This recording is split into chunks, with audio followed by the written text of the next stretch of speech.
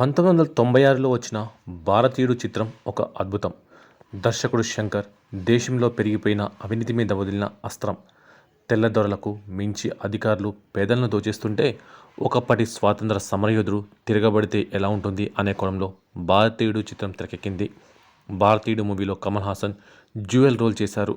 'భారతీయుడు' విడుదలైన అన్ని భాషల్లో మంచి విజయం సాధించింది. యుద్ధ విద్యలు, మర్మకథ తెలిసిన వృద్ధుడి పాత్రలో కమల్ హాసన్ మెస్మరైజ్ చేశాడు. ఆ సినిమాను ఇంకో 100 ఏళ్ల తర్వాత కూడా ఆడియన్స్ మర్చిపోలేరు.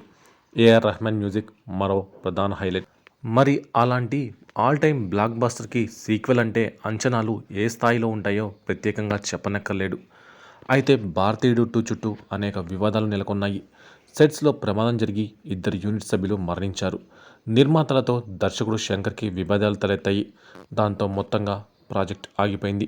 గత ఏడాది కమల్ హాసన్ 'విక్రమ్' మూవీతో భారీ విజయం అందుకున్నారు. ఈ క్రమంలో 'భారతీయుడు 2' చిత్రాన్ని నిర్మాతలు తిరిగి పట్టాలెక్కించారు. 2019 జనవరిలో షూటింగ్ మొదలు కాగా 2024 జూలై 12న ఈ చిత్రాన్ని విడుదల చేశారు. కమల్ హాసన్, సిద్ధార్థ్, సముద్రకని, బాబీ సింహ, ఎస్జే సూర్య, రకుల్ ప్రీత్, ప్రియా భవానీ శంకర్ ఇలా భారీ తారాగణంతో శంకర్ తీసిన ఈ భారీ ప్రాజెక్ట్ ఇండియన్ 2 మూవీని లైకా, రైట్ జెయింట్ సంయుక్తంగా నిర్మించాయి. ఈ చిత్రాన్ని తమిళ, తెలుగు, హిందీ భాషల్లో గ్రాండ్గా విడుదల చేశారు. టెక్నాలజీతో పాటు లంచం తీసుకునే విధానం కూడా మారింది.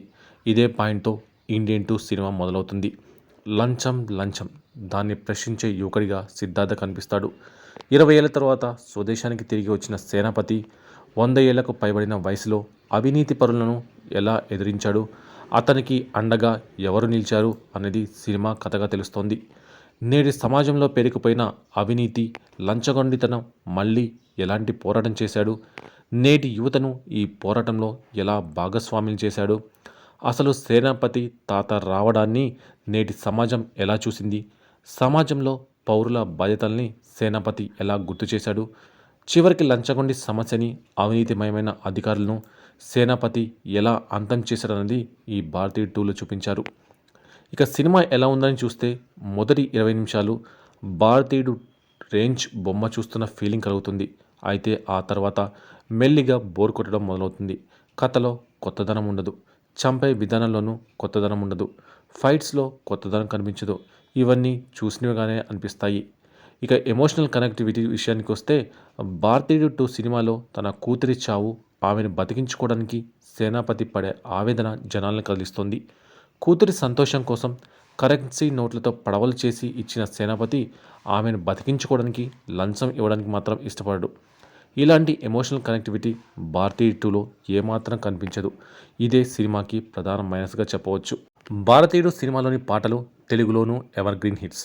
కానీ 'భారతీయుడు 2'లో అలాంటి పాటలు కనిపించవు, వినిపించవు. డబ్బింగ్ సినిమా పాటలను వింటున్నట్టుగానే రోత పుట్టిస్తాయి.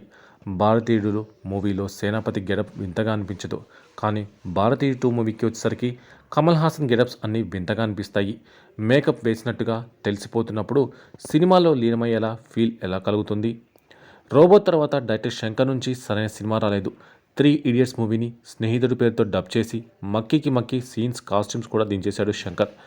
'భారతీయుడు 2' సినిమాని సైడ్ చేసి గేమ్ చేంజర్ సైడ్ చేసిన శంకర్ నిర్మాతలు పట్టుబడడంతో మళ్ళీ ఈ సినిమాని తెరపైకి తెచ్చాడు.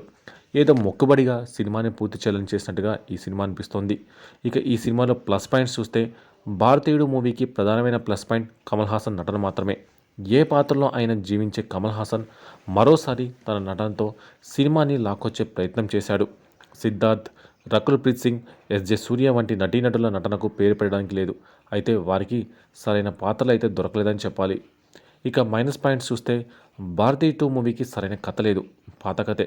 కనీసం స్క్రీన్ ప్లే అయినా మ్యాజిక్ చూపించాల్సి ఉంది, అది కూడా ఉండదు. కేవలం 28 ఏళ్ల క్రితం 'భారతీయుడు' సినిమా చూడని నేటితరానికి 'భారతీయుడు' ఎలా చంపుతాడో చూపించేందుకే సీక్వెల్ తీసినట్టు అనిపిస్తోంది. డైరెక్షన్లో శంకర్ తేలిపోయాడు. స్నేహితుడు తర్వాత శంకర్ నుంచి వచ్చిన వీక్ సినిమా ఇదే. 'భారతీయుడు 2' సినిమా తర్వాత 'భారతీయుడు 3' ట్రైలర్ ప్రదర్శించారు. 'భారతీయుడు 2' ట్రైలర్ చూసినప్పుడే ఈ సినిమా ఎలా ఉంటుందో అర్థమైంది. పార్ట్ 3లో కూడా ఏమీ లేదని ట్రైలర్ చూస్తే తెలిసిపోతుంది. మొత్తానికి మొక్కుబడిగా పూర్తి చేసిన డైరెక్టర్, అదే మొక్కుబడిగా మళ్ళీ వచ్చిన 'భారతీయుడు 2'. ఈ సినిమా ఫస్ట్ హాఫ్లో 1-2 యాక్షన్ ఎపిసోడ్స్ మెప్పిస్తాయి. లాంగ్ లెంత్ డైలాగ్స్, సాగతీతతో కూడిన సన్నివేశాలు నిరాశపరుస్తాయి. సెకండ్ హాఫ్ కాస్త పర్వాలేదు. క్లైమాక్స్ ట్విస్ట్ మాత్రం మూవీకి హైలైట్ అని చెప్పవచ్చు.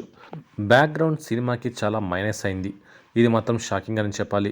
ఇక కమల్పై ప్రోస్థెటిక్ మేకప్ కూడా చాలా ఆర్టిఫిషియల్గా అనిపిస్తుంది. కొన్ని సీన్స్లో విజువల్ ఎఫెక్ట్స్ కూడా కొంచెం గ్రాఫిక్స్ అన్నట్టుగా క్లియర్గా తెలిసిపోతున్నాయి. వీటితో సినిమాలో సెకండ్ హాఫ్ కొంచెం ఓకే కానీ ఫస్ట్ హాఫ్ మాత్రం చాలా దెబ్బతీసింది.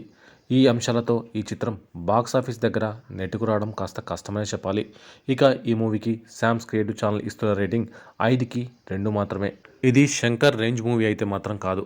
పార్ట్ 1ని ఏమాత్రం మరిపించలేదు. ఆ మూవీ దరిదాపుల్లో కూడా భారతీయుడు లేదు. ఒకప్పుడు భారతీయుడు స్వాగ్ని ఎంజాయ్ చేసిన ఆడియన్స్ మరోసారి సేనాపతి పాత్రలో కమల్ హాస్ని ఎంజాయ్ చేసే అవకాశం మాత్రం లేదు. ఈ జనరేషన్కి భారతీయుడు 2 కొత్తగా అనిపించే అవకాశం ఉంది. దాదాపు 5 ఏళ్ల పాటు షూటింగ్ జరుపుకున్న ఈ చిత్రం ఇంత చెత్తగా తెరకెక్కడమేంటని కొందరు నెగిటివ్ కామెంట్స్ చేస్తున్నారు. అయితే ఈ సినిమా 5 ఏళ్ల పాటు షూటింగ్ జరగడానికి కారణం మధ్యలో ఎన్నో అవాంతరాలు, కొంతమంది నటీనటులు, టెక్నీషియన్స్ చనిపోవడంతో పాటు కోవిడ్ వంటివి ఈ సినిమా నిర్మాణంలో అంతరాయం కలిగించాయి. అయితే శంకర్ వాటన్నింటినీ తట్టుకొని ఈ సినిమాను ఎలాగలా పూర్తి చేశాడు. కొన్ని సీన్స్ని రీషూట్ చేయాల్సి వచ్చింది కూడా. ఇక ఈ సినిమా చూసిన సెన్సార్ సభ్యులు మాత్రం మూవీపై ప్రశంసలు కురిపించారు. కానీ మీడియా అలానే ప్రేక్షకులు మాత్రం సినిమాపై నెగిటివ్ కామెంట్స్ చేస్తున్నారు.